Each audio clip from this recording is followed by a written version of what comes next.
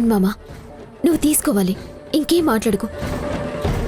ఒక మనిషి అర్హతను నిర్ణయించేది డబ్బే అయితే అది ఇప్పుడు నా కొడుకులు కూతుళ్లతో సమానంగా లడ్డూకి కూడా ఉంది. ఇక మీదట తనను అనాథలా కాకుండా ఈ ఇంటి మనిషిలా చూడాలి.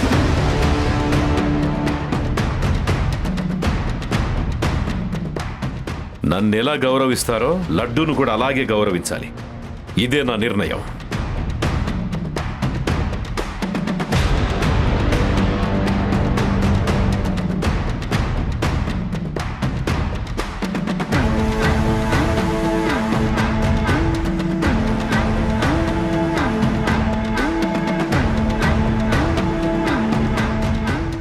తంగచ్చి, బావకు నువ్వైనా చెప్పు, నాకు ఆస్తి హోదా ఇవేమీ వద్దు. అది మేము నీకు ప్రేమగా ఇస్తున్నాను లడ్డు, కాదనుకో. ఈ నిర్ణయం మీ బావ నన్ను కూడా అడగకుండా తీసుకున్నారు. ఎందుకంటే నిన్నెవరైనా తక్కువ చేసి మాట్లాడితే ఆయన తట్టుకోలేరు కాబట్టి. అందుకే చాలా తెలివిగా వాళ్ళ నోళ్లు మూయించారు. మీ బావ ధర్మరాజు లాంటివాడు. ఎవరికెప్పుడు ఏం చేయాలో ఆయనకి బాగా తెలుసు. ఇక నువ్వు ఈ ఇంట్లో ధైర్యంగా తలెత్తుకుని బతుకు. అవును మామా, నాన్న ఒక్క మాటతో ఆయన గొప్పతనాన్ని చూపించారు, నీ స్థాయిని పెంచారు. That is Kodandaramayya.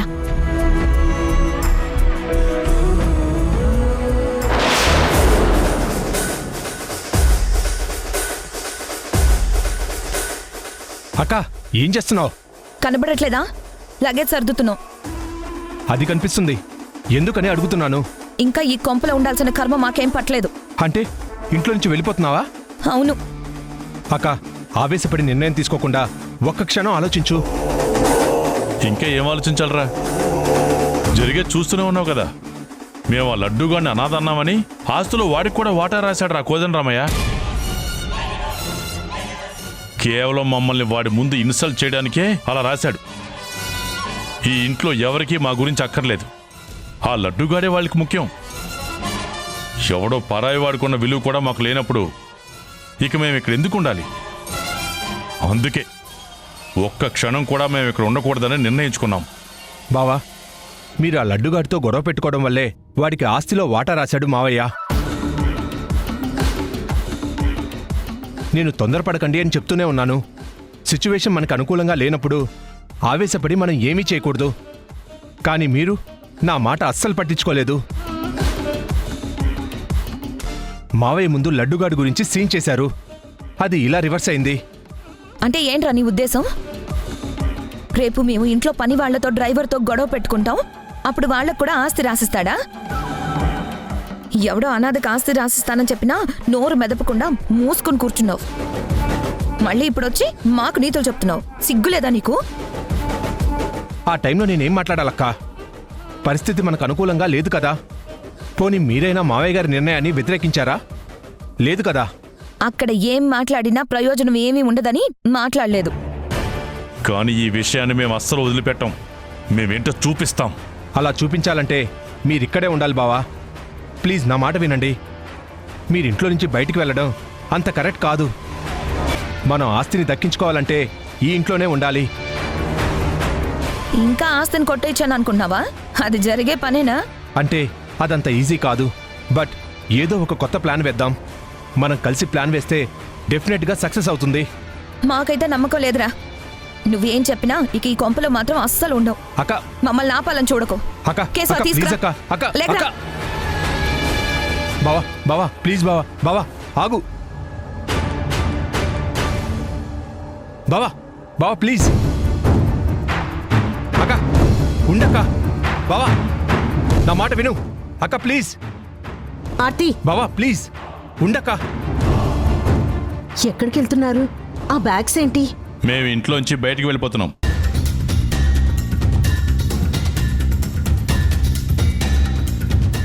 ఇప్పుడు ఏమైందని బయటికెళ్తా అంటున్నారు? చెయ్యాల్సిందంతా చేసి ఏమీ తెలియనట్టు అలా అడుగుతున్నారేంటి? ఈ లడ్డు ఈ ఇంట్లో ఉంటే మేము ఇక్కడ ఉండవని చెప్పాం కదా. మీరు వెళ్ళొద్దు కేశవ్ బాబు, ప్లీజ్. కావాలంటే నేనే వెళ్ళిపోతాను. మీరు వెళ్ళిపోతే బావ వాళ్ళు తట్టుకోలేరు. ఈ ఇంట్లో మాకు విలువ లేదని తెలిసాక ఇంకా మేమెందుకు ఉండాలి? మేం వెళ్ళిపోయినా కూడా మా గురించి ఇక్కడ ఎవరూ బాధపడరులే. ఆ విషయం మాకు తెలుసు. కేశవ, ఏంటి బావా అలా మాట్లాడుతున్నావు? మీ మీద మావయ్య గారికి ఎంత ప్రేమ ఉందో మీకు తెలీదా? తెలుస్తుందిరా, బానే తెలుస్తుంది. ఇందాక చూసాం కదా, ఎవడ పరాయి వాడు మమ్మల్ని అవమానిస్తే వాడిని నెత్తిన పెట్టుకుంటున్నారు. మళ్ళీ మా మీద ప్రేమ ఉన్నట్టు నటిస్తున్నారు. నా మీద కాఫీ పోసాడని చెప్తే నాన్న లడ్డూతో ఈ విషయం ఏం మాట్లాడలేదు. నేనేదో కోపంలో అనాథనేసరికి పౌరుషం పొడుచుకొచ్చింది. తనకు ఆస్తి రాశాడు అంటే అర్థమేంటి? మాకన్నా వాళ్ళకి అతనే ఎక్కువ కదా. కానీ నాకు జరిగిన అవమానం గురించి ఒక్క మాట మాట్లాడలేదు.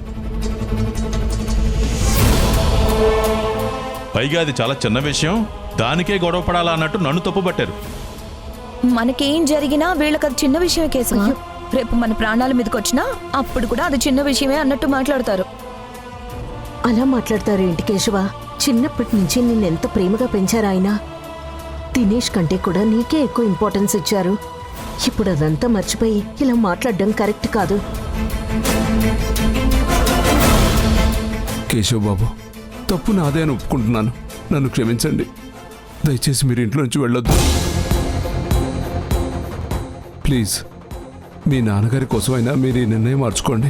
నటించింది చాలు గాని ఆపు నీ నాటకాలు. బాబు కేశవ, నువ్వైనా నా మాట విను. నీ భార్యకి నచ్చజెప్పి లోపలికి తీసుకువెళ్ళు. రక్త సంబంధికుడిని పరాయివాడిని రక్త సంబంధికుళ్ళ చూశాక ఇంకెవరి మాట వినాల్సిన అవసరం లేదు. మా విలువ మేము ఈ ఇంట్లో ఉన్నంత వరకు మీకు తెలీదు. మేం బయటికెళ్ళాక తెలుస్తుంది. త్వరలో మేమంటే ఏంటో తెలిసేలా చేస్తాం. బావా, మీరు ఆవేశపడకండి. కోపంలో ఏం మాట్లాడుతున్నారో మీకు అర్థమవుతుందా? త్రిదేవ్, నేనేం మాట్లాడినా ఆలోచించే మాట్లాడతాను. అర్థం లేకుండా ఏదీ మాట్లాడను, ఏ నిర్ణయం తీసుకోను. ఈ విషయంలో నువ్వు కల్పించుకోకుండా సైలెంట్గా ఉండు.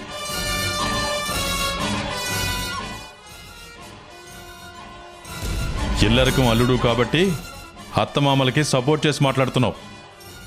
కానీ నీకు కూడా ఇంట్లో వాల్యూ ఉండదు. అది నువ్వు త్వరలోనే తెలుసుకుంటావు. ఇంకా వీళ్ళతో మాట్లాడి కేశవ, పద వెళ్దాం. కేశవ, మీ నాన్న శ్రీవల్లి వాళ్ళు ఇంట్లో లేరు.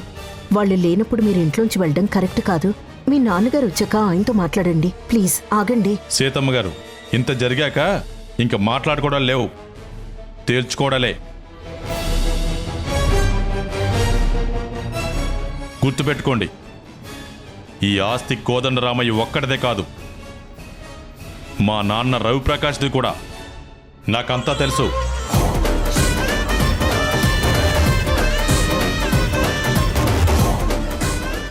ఎవరో అనామకుడికి ఆస్తి రాస్తే నేను చూస్తూ ఊరుకుంటాననుకుంటున్నారేమో. అస్సలు ఊరుకోను.